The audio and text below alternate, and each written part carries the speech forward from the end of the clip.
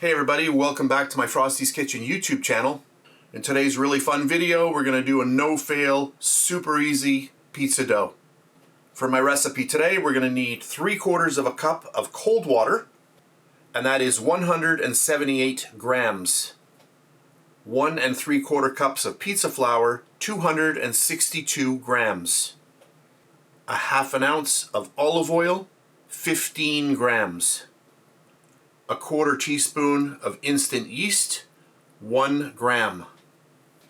And our last ingredient, 1 teaspoon of salt, 5 grams.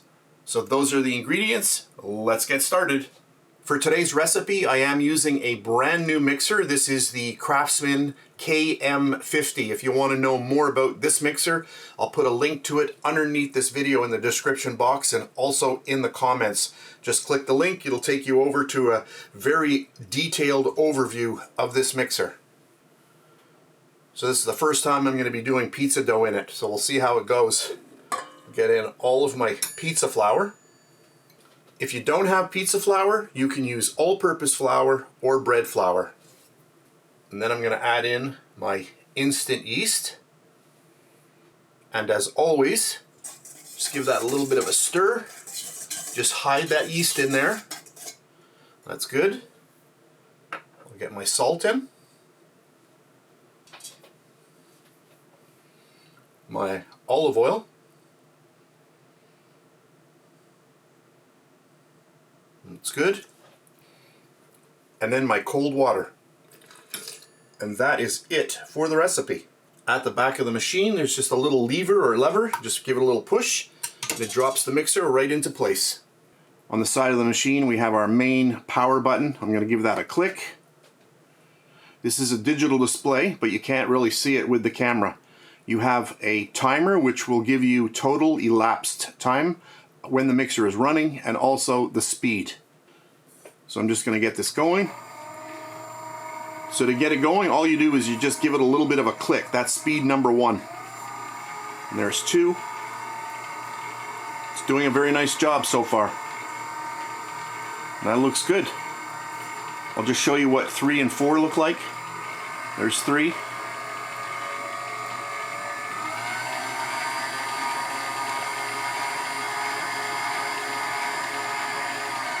To drop it down, you just turn it the other way. I'm going to leave it at 2. So at this point, I'm going to put a timer on for 14 minutes, and then I'll be back. Alexa, set a timer for 14 minutes. 14 minutes, starting now. So my timer is going for the 14 minutes, but I wanted to show you a little trick. You're going to notice that a lot of your flour stays at the side of the bowl. It doesn't matter which stand mixer you use, but that will happen. You'll see a lot of the flour, that really refuses to come into the mixture, and all you need to do is just turn your mixer up a little bit faster, and what that'll do is that will start pulling that flour in, just like you can see here now. You see that? Just in a few seconds, just like that.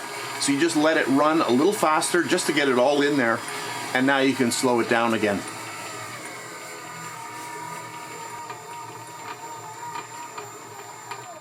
So my timer just went off. That's my 14 minutes. So the dough looks really nice. I'm just going to remove it from the bowl here. So I'm going to press my little button here, lift this up, clean it off.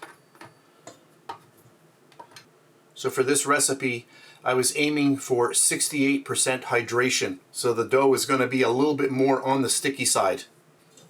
So you can see my dough right there. I'll just get it out.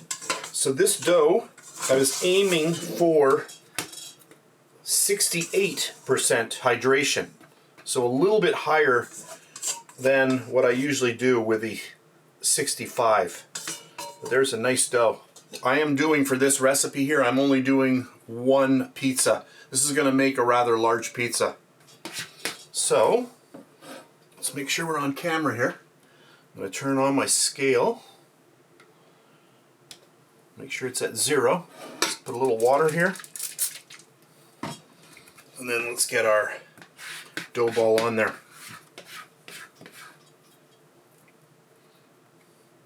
We'll see what we're at. 454 grams, and isn't that's kind of cool, because 454 grams is exactly 1 pound. Just get that off. Dough is rather sticky. I'm just going to put a little bit of water on here to help me out.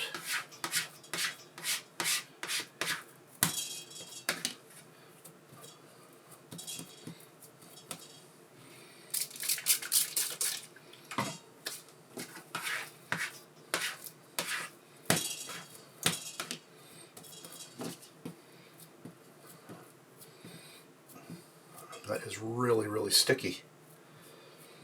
Okay.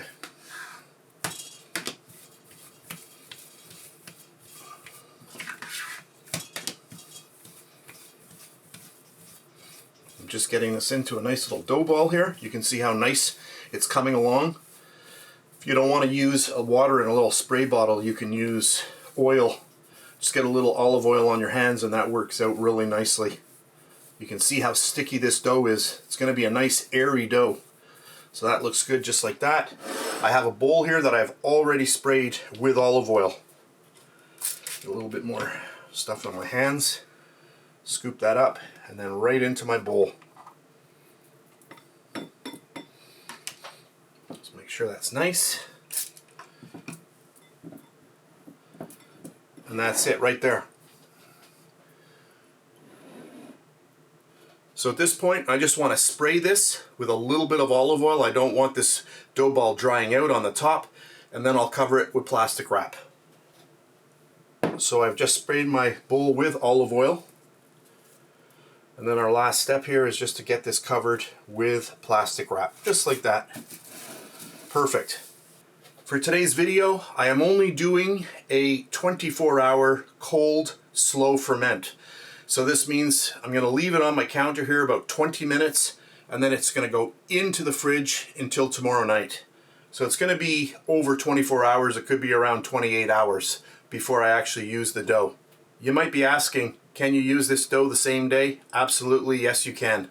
If you're going to do that, I would just add a little bit more yeast. I would double the amount of yeast that I used in my recipe today. I'd leave it on the counter about maybe 20 to 30 minutes. I'd put it into the fridge maybe for 2 hours maximum, and then I would bring it out depending on when you're actually going to bake your pizza. If you're going to make the dough and you want to use this dough, you know, like 3 hours from now, don't even put it into the fridge. Just leave it like this and just let it go, and then you use it right like that. So that's it for this portion of the video. And as always, I'll take some pictures of the baked pizzas that we made with our dough today.